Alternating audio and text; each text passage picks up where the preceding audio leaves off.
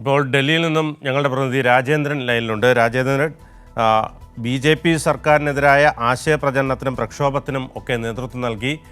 അതോടൊപ്പം തന്നെ മണിപ്പൂരിൽ സംഘർഷമുണ്ടായപ്പോൾ അക്കാര്യത്തിൽ ജമ്മുകാശ്മീരിലും മണിപ്പൂരിലും അടക്കം സംഘർഷബാധിത മേഖലകൾ സന്ദർശിച്ചു, ജനങ്ങൾക്ക് ആശ്വാസമേകി. അതോടൊപ്പം തന്നെ വിദേശ കമ്മ്യൂണിസ്റ്റ് പാർട്ടികളുമായി CPIM-ൻ്റെ ബന്ധം മെച്ചപ്പെടുത്തുന്നതിന് നേതൃത്വം നൽകി. ഇങ്ങനെ ഇദ്ദേഹം ഒരു പിടി വിപ്ലവകരമായ കാര്യങ്ങൾ ചെയ്താണ് മടങ്ങുന്നത്. ഒരു ചരിത്രത്തിലേക്കാണ് അദ്ദേഹം മടങ്ങുന്നത്. എന്താണ് അവിടെ നിന്ന് നൽകാൻ കഴിയുന്ന വിവരങ്ങൾ?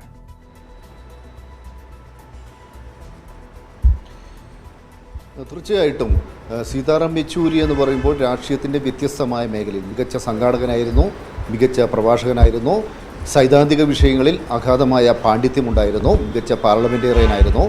അങ്ങനെയുള്ള ഒരു മഹാനായ നേതാവിനെയാണ് CPIM-ന് നഷ്ടപ്പെട്ടിരിക്കുന്നത്. വൈകിട്ടോടു കൂടിയാണ് സീതാറാം യെച്ചൂരിയുടെ മൃതദേഹം ദില്ലിയിലെ എയിംസിൽ നിന്ന് CPIM നേതാക്കൾ ഏറ്റുവാങ്ങിയത്. ആദ്യം അദ്ദേഹത്തിൻ്റെ രാഷ്ട്രീയ പ്രവർത്തനത്തിൻ്റെ തുടക്കത്തിലെ തട്ടകമായിരുന്ന ദില്ലിയിലെ JNU-യിലേക്ക് കൊണ്ടുവന്നു. അവിടെ നൂറുകണക്കിന് വിദ്യാർത്ഥികൾ തടിച്ചുകൂടിയിരുന്നു.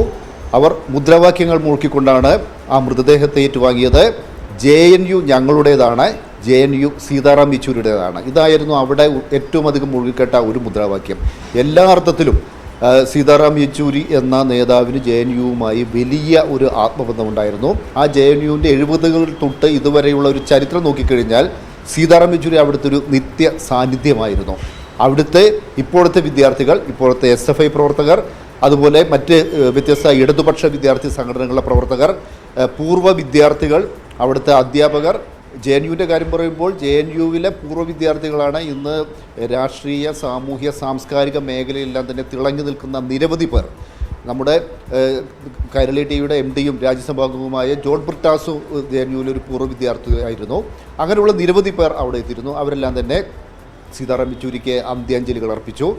അവിടെ ഒരു 15 മിനിറ്റ് നേരം മാത്രമാണ് അവിടെ ഈ അന്ത്യാഞ്ജലി അർപ്പിക്കാനായി മൃതദേഹം അവിടെ വയ്ക്കാൻ തീരുമാനിച്ചിരുന്നത്. പക്ഷേ ഏതാണ്ട് ഒരു മണിക്കൂർ നേരത്തോളം അവിടെ മൃതദേഹം അന്ത്യാഞ്ജലി അർപ്പിക്കാനായി വെച്ചു.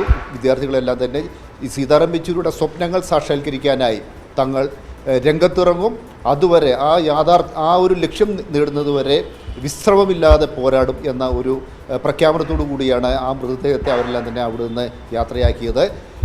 ഇതാണ് ഇന്ന് JNU-വിൽ പ്രധാനമായി നടന്നത്. നാളെ സീതാറാം യെച്ചൂരിയുടെ മൃതദേഹം ഏതാണ്ട് ഒരു 11 മണിയോടുകൂടി ഇവിടെ ദില്ലിയിലെ CPM-ൻ്റെ ആസ്ഥാനമായ AKG ഭവനിൽ കൊണ്ടുവരും. ഇവിടെ 3 മണി വരെ പൊതുദർശനത്തിന് വയ്ക്കും. അതിനുശേഷമായിരിക്കും വിലാപയാത്രയായി മൃതദേഹം എയിംസിലേക്ക് കൊണ്ടുപോവുക. എയിംസിൽ മെഡിക്കൽ വിദ്യാർത്ഥികൾക്ക് പഠനം നടത്താനായി മൃതദേഹം കൈമാറും.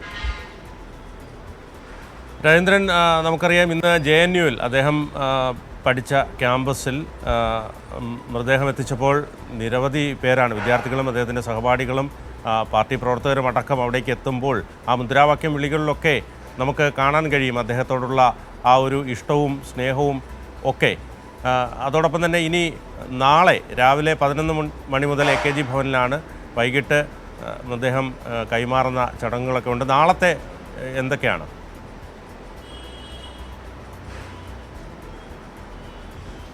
നാളെ രാവിലെ അദ്ദേഹത്തിൻ്റെ മൃതദേഹം ദില്ലിയിലെ വസന്ത് കുഞ്ചിലുള്ള അദ്ദേഹത്തിൻ്റെ വസതിയിൽ നിന്ന് AKG ഭവനിലേക്ക് കൊണ്ടുവരും. മൃതദേഹം രാത്രിയെല്ലാം തന്നെ വസന്ത് കുഞ്ചിലെ ആ വീട്ടിലായിരിക്കും, അവിടെയായിരിക്കും വയ്ക്കുക. രാവിലെ ഒരു 11 മണിയോടുകൂടി ഇവിടെ എത്തിക്കഴിഞ്ഞാൽ പൊതുജനങ്ങൾക്കും മറ്റ് രാഷ്ട്രീയ പ്രവർത്തകർക്കും അതുപോലെ ഇദ്ദേഹവുമായി അടുപ്പമുള്ള, ഇദ്ദേഹത്തെ അവസാനമായി കാണാൻ ആഗ്രഹിക്കുന്ന എല്ലാവർക്കും വേണ്ടി ഇവിടെ മൃതദേഹം പൊതുദർശനത്തിന് വയ്ക്കും. ഒരു 3 മണി വരെ ഈ പൊതുദർശനം തുടരും.